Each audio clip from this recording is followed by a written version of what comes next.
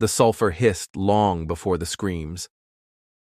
On December 9th, 2019, a small boat nudged into the jetty at Whakaari, White Island, just off the coast of New Zealand. A steaming crescent of land in the middle of the Pacific, it looked like something primal. Yellow-stained cliffs, bubbling mud pools, clouds of choking gas curling up into the sunlight.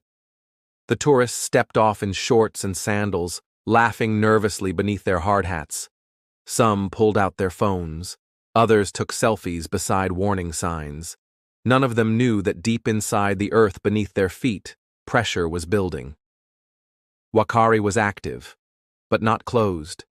Tour companies had ferried thousands to the island for years, even during periods of heightened volcanic alert. The risk was known. The rewards, financial. Operators sold it as an adventure, a thrill, a walk on a living volcano. And the truth was, it was mesmerizing. A crater lake that boiled, fumaroles that spat, the raw breath of the planet rising up around you. That morning, there were 47 people on or around the island, tourists, guides, and crew. Most had come aboard the Ovation of the Seas, a Royal Caribbean cruise ship docked in Tauranga. Some were families, others honeymooners. There were teenagers, elderly couples, entire lives, carefully planned and plotted, stepping into a caldera with no fences. The tour began like any other. Visitors wore gas masks to shield themselves from the acidic air. They followed their guide past rusted mining relics and jagged rock paths, snapping photos of the surreal landscape. Beneath the surface, however, signs of trouble had begun days earlier. Volcanologists monitoring seismic data noted small tremors, increased gas emissions. On December 3rd, the alert level was raised. But no order came to stop the tours, no shutdown. Just quiet unease.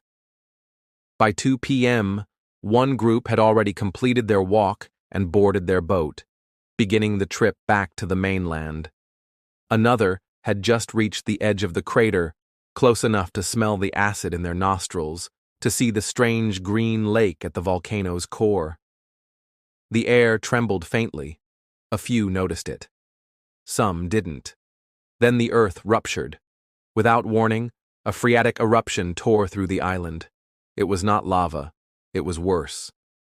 A superheated column of ash, gas, and pulverized rock exploded out of the crater, surging skyward and outward at hundreds of kilometers per hour. There was no time to run, no time to think. It struck without mercy. Those closest to the crater were hit instantly. A few were thrown. Some were swallowed in a curtain of gray. Others, further back, watched it unfold in silent horror, the ash cloud engulfing their path, wiping out the trail they'd just climbed. One survivor later said, "It looked like the world was ending." On the tour boat just offshore, people screamed as they saw figures running, or trying to. But Whakaari is unforgiving. The terrain is loose, jagged. There's nowhere to hide from the heat. Nowhere to escape the invisible wave of 300 degrees Celsius gas barreling across the island. One man reached for his wife as the cloud struck. His skin blistered before he hit the ground. Another held onto a teenager, shielding her with his body. People were knocked off their feet by shock waves, their lungs seared from within. The eruption lasted less than 2 minutes, but in that time, lives were changed forever. The group already on the return boat turned around without hesitation, against protocol, against instinct. They raced back toward the smoke, toward the screams.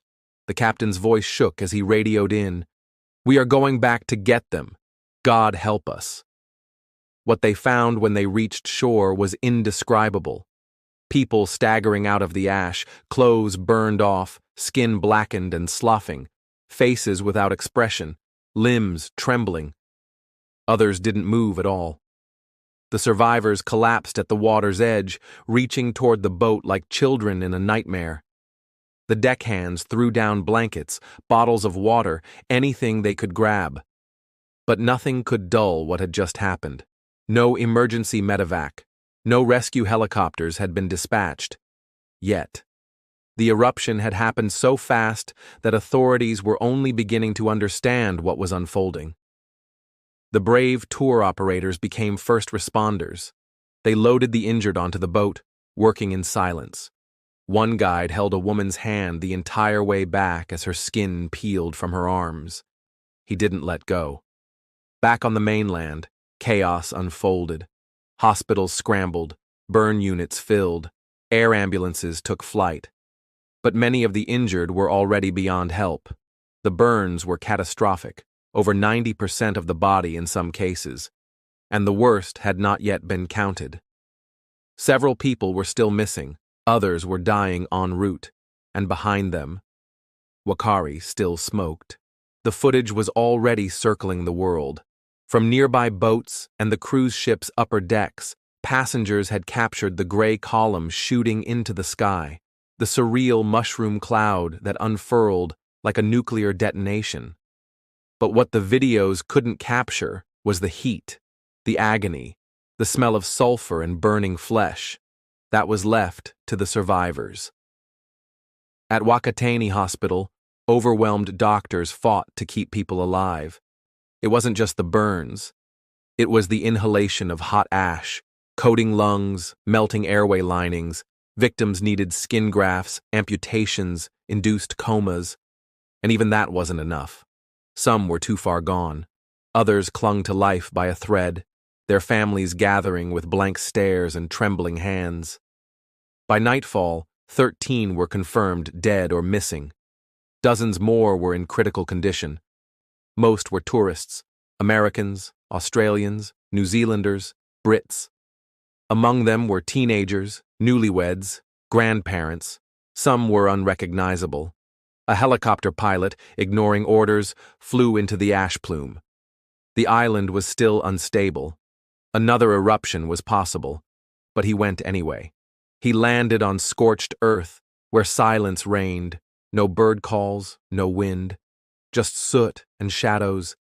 He found the burned remains of several people still lying near the crater, unmoving. Some he couldn't lift alone. Others were already beyond recognition. He left markers. He came back again.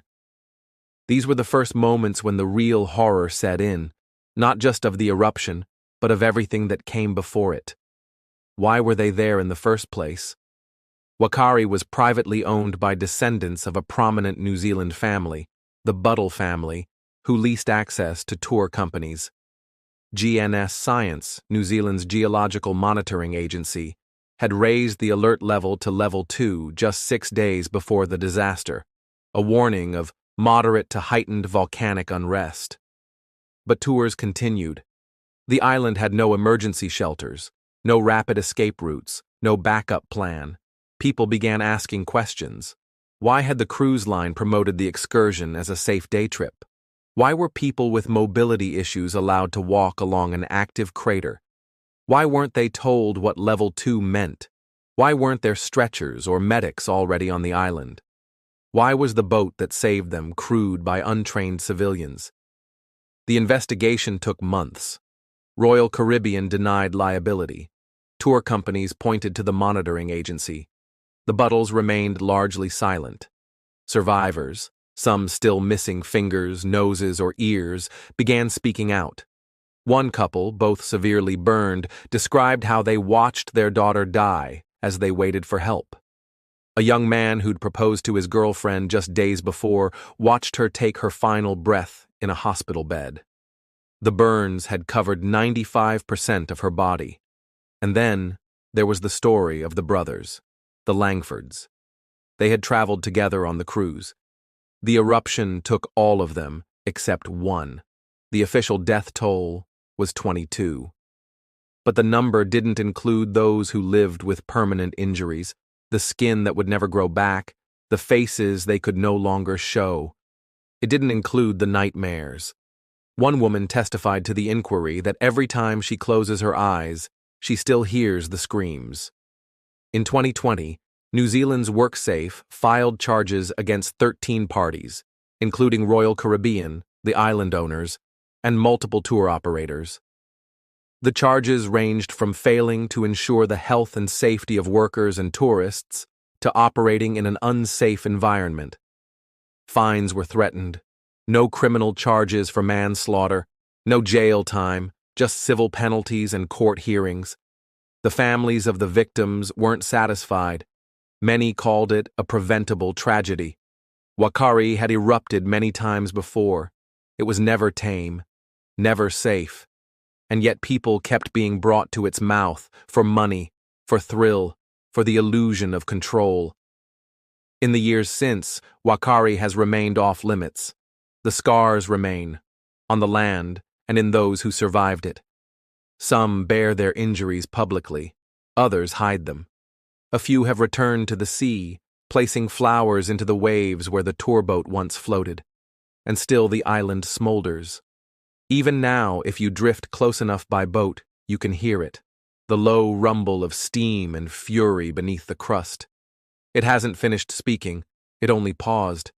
But this time, there are no tourists walking the crater rim, no sandals crunching over sulfur, no hard hats, no guides, no grinning photos, just silence, a silence carved by fire. Thank you for listening to the Sunken Ledger. Subscribe for more true stories from the depths.